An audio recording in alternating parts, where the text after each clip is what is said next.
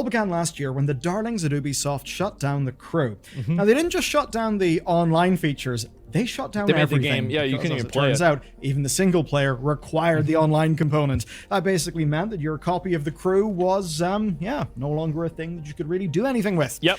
So, Ross Scott from Accursed Farms was not a fan of this, so he started a movement. Now, you may know Ross from things like Freeman's Mind or Dead Game News, and his plan, right, was to use the law. Ross has been an advocate for gamer rights and other types of consumer protections for electronic media for a long period of time.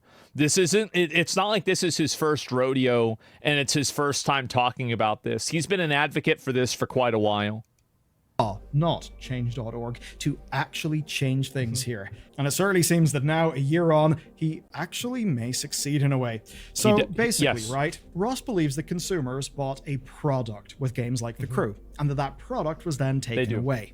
But from Ubisoft's perspective, it's rather different. They argue that they sold a license to a live service, a service that they could simply end whenever they wanted. So put simply, what this movement aims to do is to address this gray area so that at the very least, people would get... I don't think that companies should be allowed to repackage sales as licenses rather than products in order to just take consumer rights away from the user. I think that's bullshit. How does that help anybody? How is that in any way in the benefit of the actual customer or the population?